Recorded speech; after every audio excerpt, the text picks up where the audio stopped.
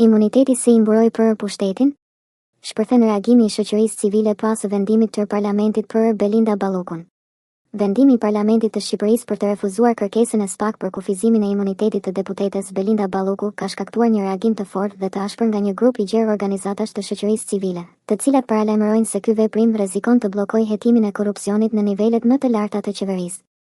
Në një deklaratë të përbashkët, 10 organizata të njohura të shoqërisë civile e cilësojnë këtë vendim një sinjal alarmi për funksionimin e shtetit ligjor, duke theksuar se imuniteti parlamentar nuk mund të përdoret si streh politike për t'i shpëtuar drejtësisë.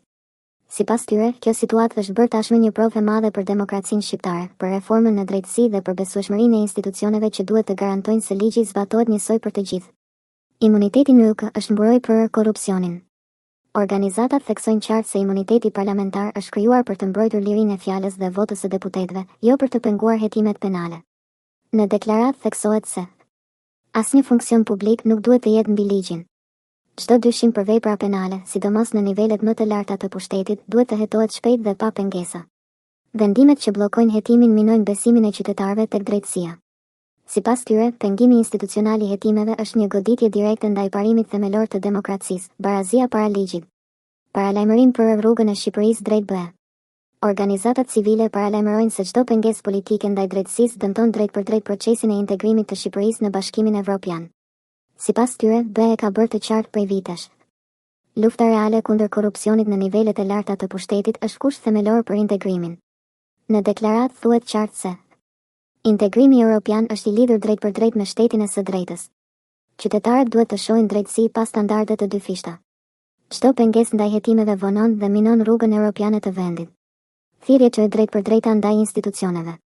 Shoqëria civile i kërkon institucioneve shqiptare të garantojnë që proceset hetimore të zhvillohen pa pengesa politike.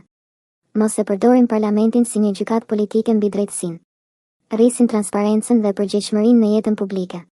Po ashtu, organizatat i bëjnë thirrje institucioneve të drejtësisë që të vazhdojnë hetimet me vendosmëri dhe profesionalizëm, duke provuar se pavarësia e tyre nuk mund të nënshtrohet ndaj vullnetit të shumicave politike.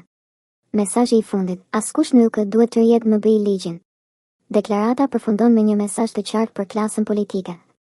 Qytetarët shqiptar presin prova reale se askush nuk është mbi ligjin dhe se reforma në drejtësi nuk mund të ndalet nga vota politike në parlament. Shoqëria civile paralajmëron se do të vazhdojë të monitorojë nga afër këtë proces, duke kërkuar drejtësi të barabartë për të gjithë, pa përjashtime, pa privilegje dhe pa mbroja politike.